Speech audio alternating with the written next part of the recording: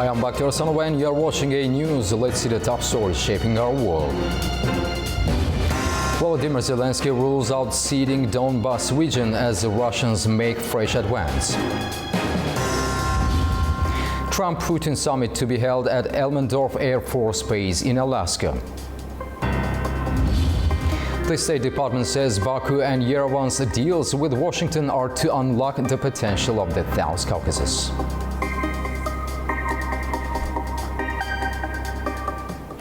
Ukrainian President Volodymyr Zelenskyy says he completely rejects any deal involving giving up territory in Donbas region in return for peace. The firm stance comes as U.S. President Donald Trump prepares for a high-stakes summit with the Russian President Vladimir Putin in Alaska on Friday, a summit Ukraine wasn't invited to. Ukraine says it will not cede a single inch of its territory, including Donbas, in exchange for a ceasefire. That's according to President Volodymyr Zelenskyy, who warned any withdrawal would unblock a clear path for renewed Russian attacks, potentially towards Zaporizhia, Dnipro and Kharkiv. His warning comes just days before the Trump-Putin summit in Alaska on Friday. Talks that Zelenskyy has been excluded from, stoking fears in Kyiv that President Vladimir Putin is angling to win territory on the table. President Donald Trump has already floated the possibility of some swapping of territories. The idea has also raised alarm not only in Kyiv, but in Europe. Zelenskyy and European leaders say any settlement must include Ukraine and be backed by concrete security guarantees, not a blank check for land. Ukrainian forces say they still hold about 30% of Donetsk, around 9,000 square kilometers, and views those regions as vital counter-offensive ground. Meanwhile, Russian troops have intensified their summer offensive, advancing near Dobropilya, raising the stakes for Kyiv and amplifying concerns over a push for territorial leverage.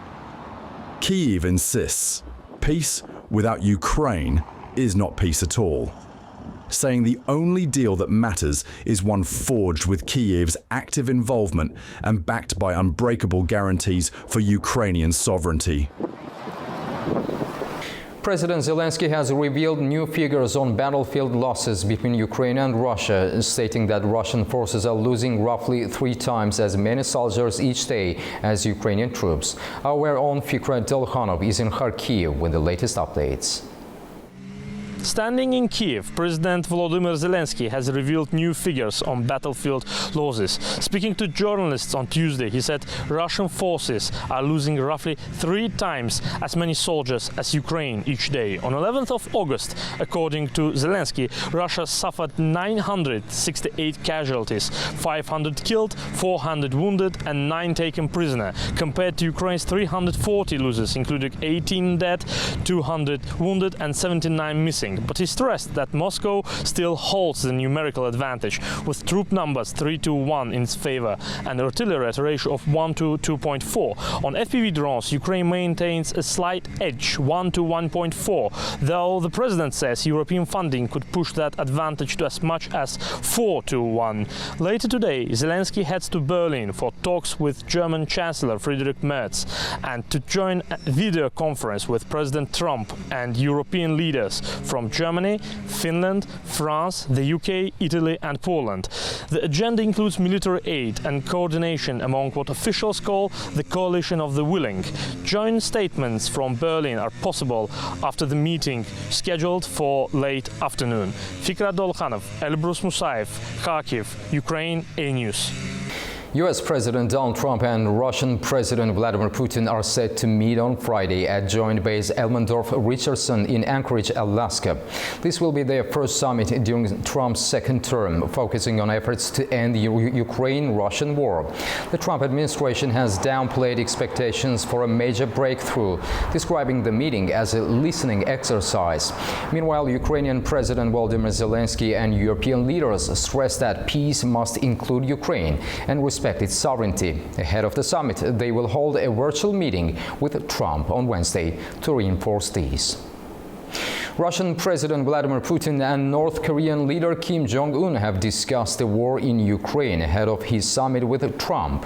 During the phone call, Putin praised North Korean troops for their role in repelling a Ukrainian incursion into Russia's Kursk region, highlighting the deepening military cooperation between the two nations. The leaders also discussed their strategic partnership and plans to strengthen ties further.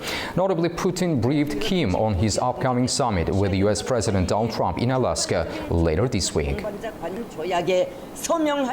South Korea's former First Lady Kim Kyung-hee has been jailed after court approved her arrest on Tuesday on graft charges. The move makes her the only former First Lady in the country's history to be detained. South Korea's former First Lady Kim Kyung-hee will spend her first day in jail on Wednesday in a cell much like the one her husband and ex-president Yoon Suk-yeol occupies, as prosecutors pursue the once high-flying couple in a widening criminal probe.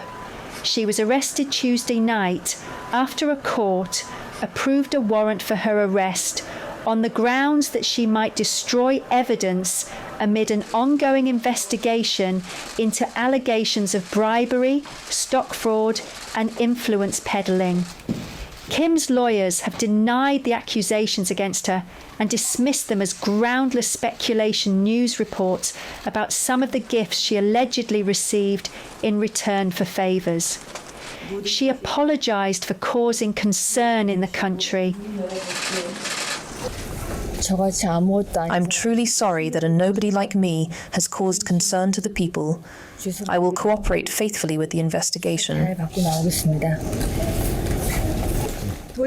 She is accused of wearing an expensive Van Cleef necklace at a NATO summit in 2022 and taking 2 Chanel bags and a diamond necklace from a religious group. These items were not declared in the couple's financial records, according to officials. She's also accused of earning around 800 million won, which is more than $500,000, through stock manipulation and unlawfully influencing candidate nominations in the 2022 and 2023 elections.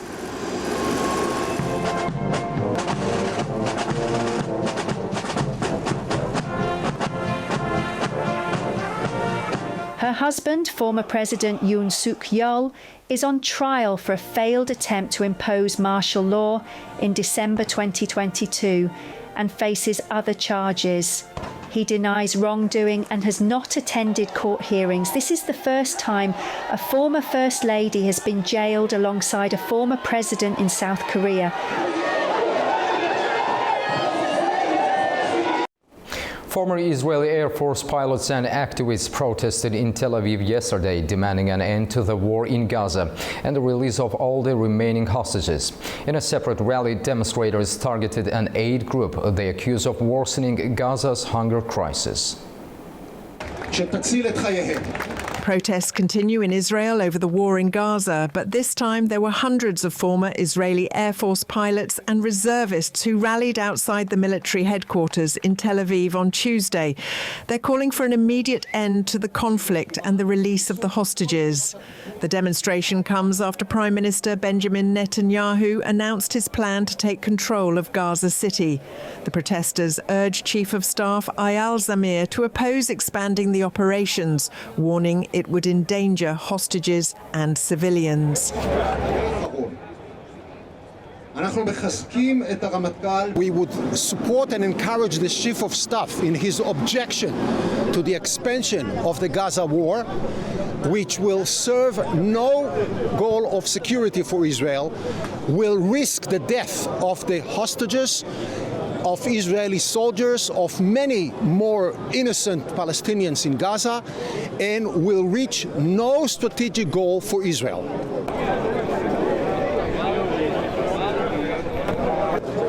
We are calling the government to bring back all the hostages, even if it means to stop the war. Immediately, first of all, to bring back the hostages back to Israel, alive, as soon as possible. The time is running out now. Separately, demonstrators were outside a Tel Aviv hotel where the staff at the American Gaza Humanitarian Foundation are said to be staying. Protesters accuse the organization of worsening Gaza's hunger crisis. We oppose every action that the Gaza Humanitarian Fund are doing. They must close now. Aid must flow to the 400 points that are existing with UNRWA and all the other agencies that are ready to do their work, so the food comes to everybody, not only young men that are prepared to walk for 8 miles, sleep outdoor and run like madmen to catch, a few things that are almost nothing, to help their families survive. The UN has refused to work with the foundation, citing neutrality concerns and alleging that its operations militarize aid distribution. The protests come as Israeli forces continued bombardments in eastern Gaza City, killing at least 11 people overnight, according to witnesses and medics. Meanwhile, in Cairo, Hamas leader Khalil al-Hayya arrived for talks aimed at reviving a US-backed ceasefire plan after negotiations in Qatar stalled in late July. Negotiations over a potential partial ceasefire and hostage deal in Gaza appear to be gaining fresh traction. Egypt, Qatar and the United States are spearheading renewed mediation efforts, with Israel weighing whether to send negotiators to Doha in the coming days. But questions remain, particularly about Hamas's position and the long-term governance of Gaza once the fighting ends. To help us unpack the latest developments and their wider geopolitical implications, we are joined by Andre Schwarz, a geopolitical analyst joining us from Sofia, Bulgaria. Mr. Schwarz, welcome to the program. Thank you so much for inviting me. It's a pleasure being with you. Thanks. Mr. Schwarz, Egypt says it's working closely with Qatar and the United States to revive plans for a 60-day truce and hostage agreement. Given the current realities on the ground, how realistic is that time frame? It all depends on Hamas. We have to remember, you've shown images earlier to your viewers of the destruction in Gaza. You've shown also how divided Israeli society is and how a vibrant democracy such as Israel was brought to this point exactly by Hamas in a strategic way on October the 7th via the massive pogrom that they carried out then, and also by kidnapping Israelis together with foreigners who were guests in Israel. So Hamas is not a reliable partner and not a logical actor that would play out, these negotiations in a way which would make sense to folks in Azerbaijan or around the world. In a normal fashion towards rebuilding Gaza. If the scope, if the aim of Hamas was to make the lives of Palestinians better, they wouldn't have launched the massacres on October 7th against a massively more strong adversary, which is Israel. Mr. Schwarz, Yes, please. The U.S. ambassador to Israel noted that Hamas showed interest in resuming talks after Israel expanded its military operations. Does this indicate that the military pressure strategy is having its intended effect? Yes and no. I believe that, yes, the only way to break a terrorist organization, in this case Hamas, is via military pressure. On the other hand, you need a denazification of society. Gaza, after 2005, when Israel completely withdrew all Jewish citizens, civilian and military, from Gaza, was a de facto Palestinian state. But it was radicalized. Children from the moment they were born, they were taken through a radicalization process in nursery schools, in schools, and then Hamas used them as fodder against Israel for their political goals and for their radicalization goals and perversion of religious aspects.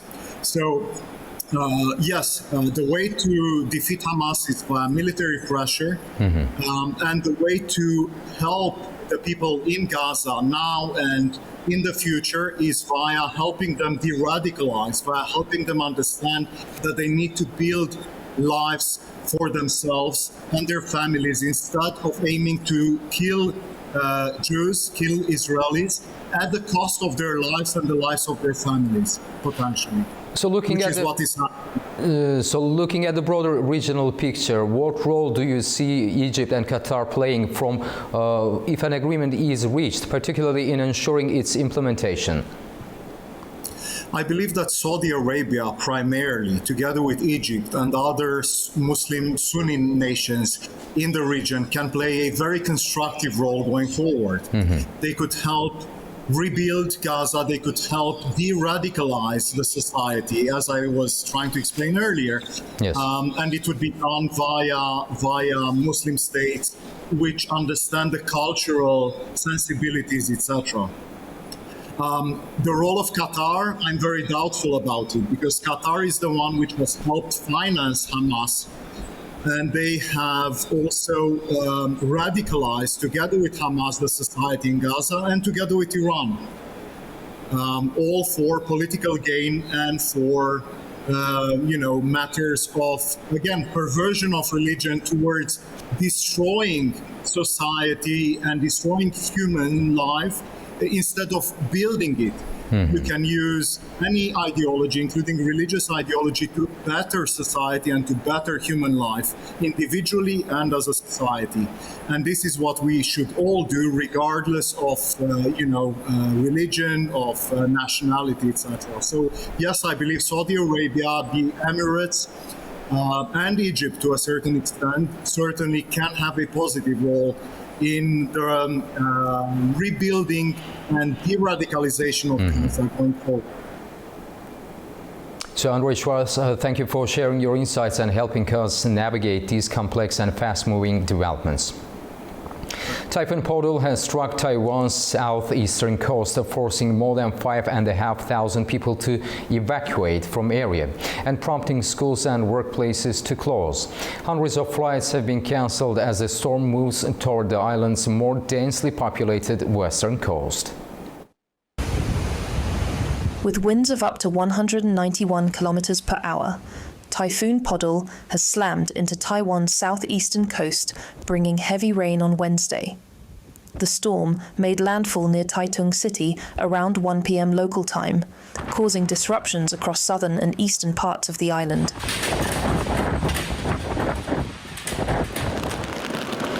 Authorities evacuated more than 5,500 people from their homes, suspended work and school in 9 cities and counties, including Kaohsiung and Tainan.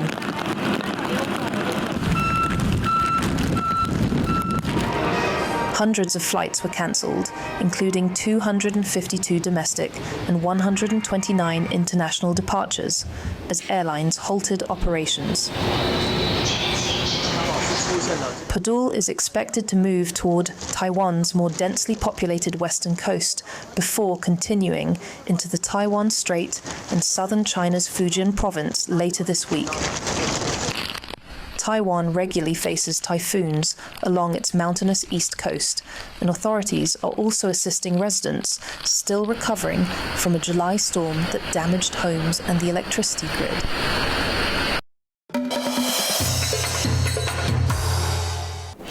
The U.S. State Department welcomes the historic initialing of a peace declaration between Armenia and Azerbaijan facilitated at the White House on the 8th of August. U.S. State Department spokeswoman Tammy Bruce stressed that the declaration signed by the leaders of Azerbaijan and Armenia is very important for the American President Donald Trump. She emphasized that bilateral agreements signed by 2 leaders with the United States unlocks the great potential of the South Caucasus region in trade, transit, energy, and infrastructure. Tehran will host the 7th Caspian States Summit in August 2026. Iranian ambassador to Turkmenistan Ali Mojtaba Rozbehani confirmed. The event will coincide with International Caspian Sea Day and the 20th anniversary of the Tehran Convention. The summit will gather the presidents of Iran, Azerbaijan, Russia, Kazakhstan and Turkmenistan to discuss regional cooperation, environmental protection, maritime security and the legal status of the Caspian Sea.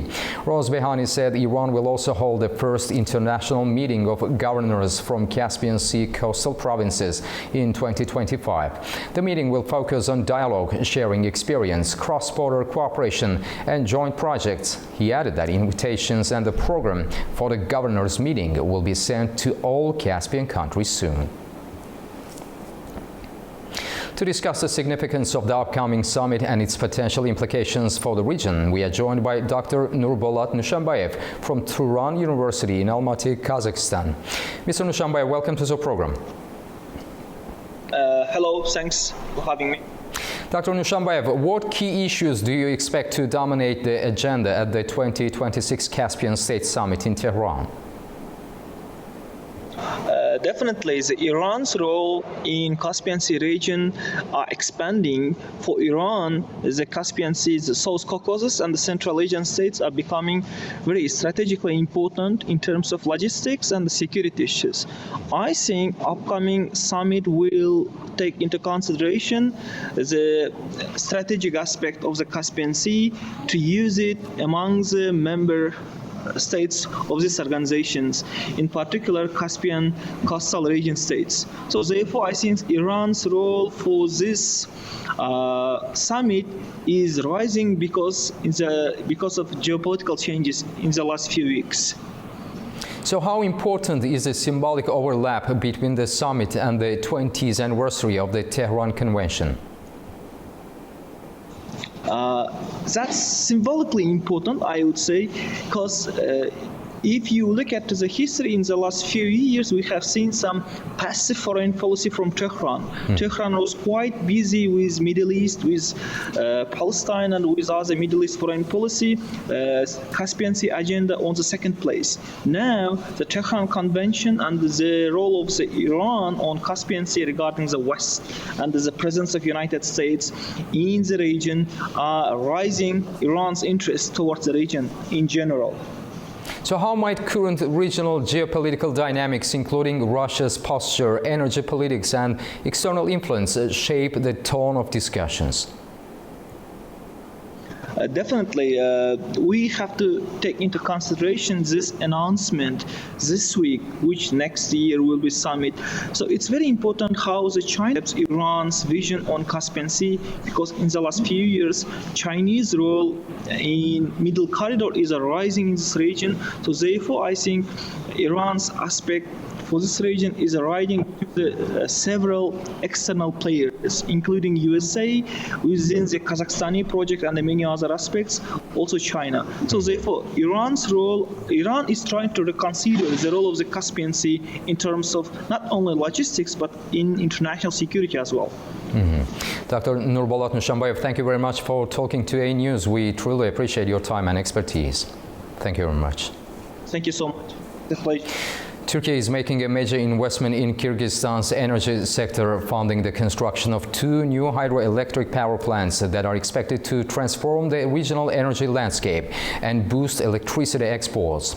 More details from the region from our correspondent Fariza Kalimurzina. A Turkish company is investing $10 billion in the construction of 2 hydroelectric power plants in Kyrgyzstan. This is one of the largest energy agreements the country has signed in recent years. According to Turkish media, a subsidiary of İhlas Holding, the Central Asian Investment Holding, has reached a deal with Kyrgyzstan's Ministry of Energy to build and operate the plants and a 20-year concession. The project includes the Kazarman and Kokomarem hydropower stations with installed capacities of 912 and 1,305 megawatts. Once completed, they are expected to significantly impact the energy landscape across Central Asia. The deal includes social and development initiatives. 1% of the electricity generated, valued at around $3 million annually, will be provided free of charge to local communities. Government agencies will also receive technical and educational support valued at $3.2 million each year. Kyrgyzstan's Energy Minister Talybek Ibraev called this project a new chapter in the country's energy development. He said the new hydropower plants will make Kyrgyzstan a key link in regional energy corridors connecting China, Pakistan, Kazakhstan and Uzbekistan. They will also enable electricity exports to Europe through Turkey as part of Middle Corridor and the Belt and Road Initiative. From Almaty, Kazakhstan, Fariza Kalimurzina, AnewZ. Turkey and Georgia are set to expand their trade relations and strengthen cooperation. It's after Turkish President Recep Tayyip Erdogan and Georgian President Mikhail Kavalashvili met in Ankara on Tuesday. They discussed regional cooperation, Middle Corridor projects and the defense industry and peace processes.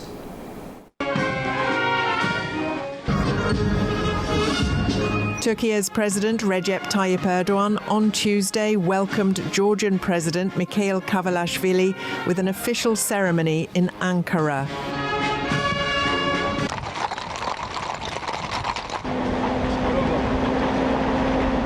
The two leaders held bilateral talks followed by a joint press conference.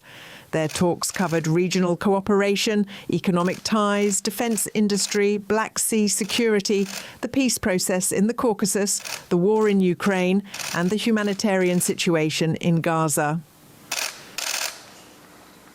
Describing the Baku-Tbilisi-Kars railway as the backbone of the Middle Corridor, Erdogan emphasised the importance of its full-capacity operation. He said that bilateral trade volume has already surpassed $3 billion, with the next target set at $5 billion. The president also underlined that cooperation in the defence industry and military sphere remains a key priority. The Turkish leader also stressed that trilateral cooperation between Azerbaijan, Georgia and Turkey makes a significant contribution to regional peace. Kavalashvili also praised Turkey's role in promoting peace in the context of the Russia-Ukraine war. He said he had invited President Erdogan to Georgia and expressed hope to convene the next meeting of the High-Level Strategic Cooperation Council in the near future. The Georgian president reaffirmed his country's commitment to actively supporting Azerbaijan-Armenia peace talks, calling the trilateral mechanism a model for regional security. Kavalashvili said that Turkey is Georgia's #1 trading partner and said the two leaders discussed developing trade relations to expand their export opportunities and explore the potential benefits of free trade agreements. He also highlighted the contribution of the Baku-Tbilisi-Ceyhan oil pipeline and the Baku-Tbilisi-Kars railway to political cooperation. President Kavalashvili is in Turkey for a 2-day official visit, his first to the country since he took office in December of last year. Wildfires have swept through Turkey's Izmir province, sending thick smoke and flames over the city on Tuesday. Emergency aircraft flew over the Bucha district to help firefighters contain the blaze. In the northwest, more than 2,000 people were evacuated from Çanakkale after fires spread near the tourist village of Güzelyalı, with dozens treated for smoke inhalation. Over 760 firefighters backed by planes, helicopters and hundreds of vehicles were deployed. Turkey's heat wave comes as blazes also burn across Spain, Portugal, Greece and the Balkans, with temperatures soaring above 40 degrees Celsius in parts of Europe. Officials say the country has just recorded its hottest July in more than half a century. Afghanistan and Kyrgyzstan are taking another step towards strengthening economic ties.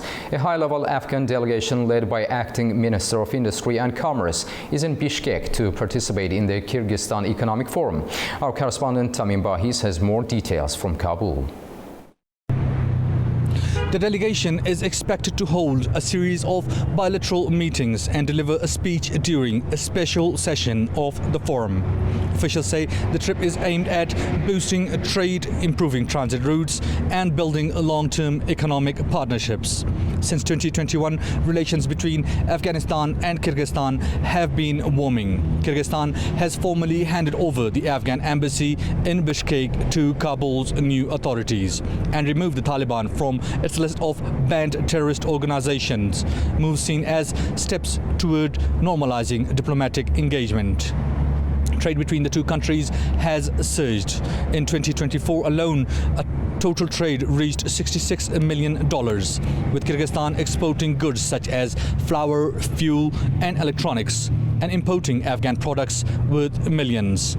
The two nations are also partners in the Casa 1000 energy project, set to deliver surplus hydroelectric power from Central Asia to Afghanistan and Pakistan by 2025. And with a newly formed joint working group, both sides are eyeing expanded cooperation on road projects and transit corridors.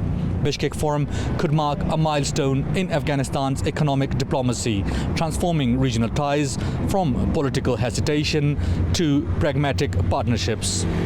This is Tamim Bahis in Kabul for AnewZ. That's all we have for now. Thank you for watching and stay tuned to AnewZ for more.